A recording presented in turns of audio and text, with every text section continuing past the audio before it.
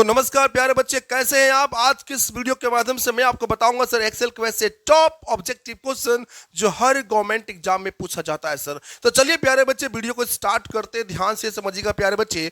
पहला क्वेश्चन है, if we were to find the average of the records of 10 students inside Excel which formula is used.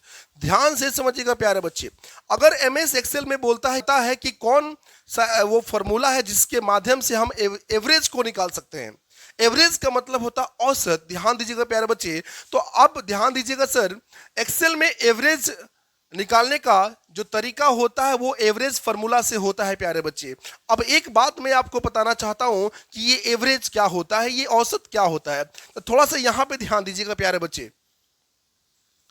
Average का मतलब होता है औसत। एवरेज का मतलब क्या होता है, औसत। ध्यान दीजिएगा सर, औसत होता है। ध्यान दीजिएगा प्यारे बच्चे। अब हम एक बात करते हैं प्यारे बच्चे, ध्यान से समझिएगा। जैसे एक दुकानदार है जो एक दिन में 200 कमाता है, दूसरे दिन वो 300 कमाता है, तीसरे दिन वो 100 रुपया कमाता है। ध्यान से समझिएगा।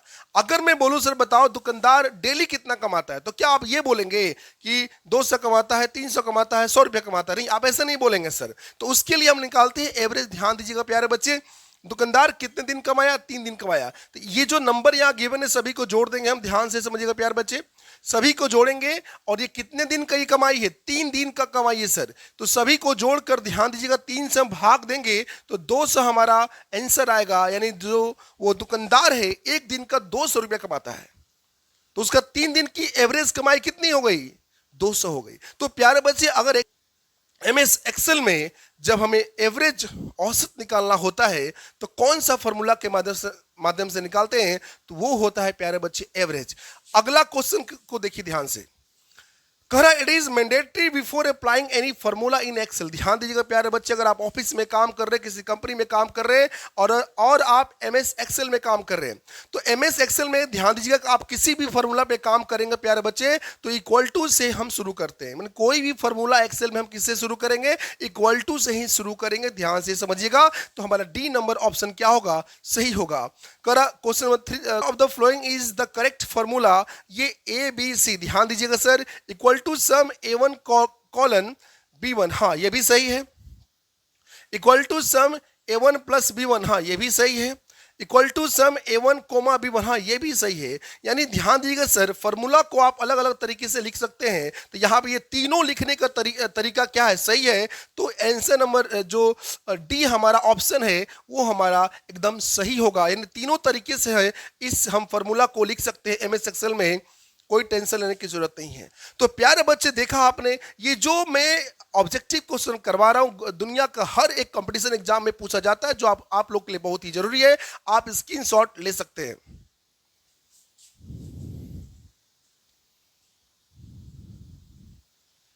चलिए प्यारे बच्चे, अगले क्वेश्चन की तरफ हम चलते हैं। ध्यान से समझिएगा। अगर आप इस चैनल में न्यू हैं तो आप इस चैनल को सब्सक्राइब कर लीजिए और वीडियो को शेयर कीजिए ताकि इस तरह का इंफॉर्मेशन सभी बच्चे को टाइम टू टाइम मिल सके। तो अगला क्वेश्चन कह रहा है प्यारे बच्चे, ध्यान से समझिएगा, जो बहुत ही इंपॉर्टेंट है। ध्यान दीजिएगा। कह रहा which formula is used to. Question number 4 को देखिए प्यारे बच्चे। कह रहा which formula is used to ध्यान दीजिएगा, find large value in the Excel। ध्यान से समझिएगा प्यारे बच्चे, क्वेश्चन कह रहा है, ध्यान से समझिएगा, which formula is used to find large value in the Excel।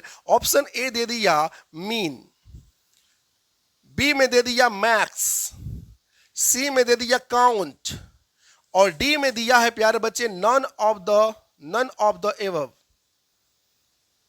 ध्यान दीजिएगा प्यारे बच्चे। अब कह रहा है सर, मान के चलिए, देखिए ये एक्सेल का सेल है। ध्यान से समझिएगा। और यहां पर कुछ संख्या दिया गया है, जैसे 10, 20, 30, 60, 90, 110। अब कह रहा प्यारे बच्चे कि इसमें से सबसे बड़ी संख्या कौन सा है, कैसे निकालेंगे। हो सकता है ऑफिस में आप काम करते थे, किसी की सैलरी अधिक हो, किसी की सैलरी कम हो, है ना। अगर किस तरह का मतलब कोई भी हमारा सिचुएशन आ सकता है जो ऑफिस के लिए काम हो। ध्यान दीजिएगा। तो प्यारे बच्चे, हम कौन से फार्मूला का इस्तेमाल करेंगे, हम मैक्स फार्मूला का इस्तेमाल करेंगे प्यारे बच्चे। ध्यान से समझिएगा। अगर वही एग्जाम में बोल दे कि सबसे कम वैल्यू निकालने के लिए, तो सबसे कम वैल्यू निकालने के लिए हमारा मिनिमम हो जाता है, जैसे मान लीजिए कोई स्टाफ है जिसका बहुत ही सैलरी कम है, कोई स्टूडेंट है जिसका बहुत कम नंबर है, वो हमें देखना है। तो ऐसे मीन मैक्स का इस्तेमाल करके हम देख सकते हैं। तो प्यारे बच्चे आप स्क्रीनशॉट ले सकते हैं। हम अगले क्वेश्चन की तरफ चलते हैं। अगला क्वेश्चन कह रहा है, प्यारे बच्चे ध्यान दीजिएगा, जो ये एक्सेल में जो A1 होता है, B1 होता है, सॉरी A1 होता है, B1 होता है, C1 होता है, D1 होता है, ध्यान दीजिएगा ये क्या है। अगर आपके एग्जाम में ऐसे क्वेश्चन आ जाए कि A1 B1 ये सब क्या है प्यारे बच्चे, ध्यान दीजिएगा, और यहां पे ऑप्शन दे देता है कि ये फंक्शन है। पहला ऑप्शन दिया ये फंक्शन है, दूसरा ऑप्शन दिया ध्यान दीजिएगा ये सेल एड्रेस है। ये क्या बाबू, सेल एड्रेस है। तीसरा ऑप्शन मान के चलिए दे दिया प्यारे बच्चे कि ये क्या है, फॉर्मूला है। क्या बाबू, ये फॉर्मूला है। और डी नंबर दे दिया नन, इसमें से कोई नहीं प्यारे बच्चे। तो ध्यान से समझिएगा, A1 B1 C1 D1 को हम बोलते हैं प्यारे बच्चे सेल एड्रेस। क्या बोलते हैं प्यारे बच्चे, सेल एड्रेस बोलते हैं। थोड़ा सा और मैं जानकारी देता हूं। A1 ध्यान दीजिएगा, ये जो 1 है ये रो के लिए जाना जाता है, और ये जो A है ध्यान दीजिएगा, ये जो A है ये कॉलम के लिए जाना जाता है।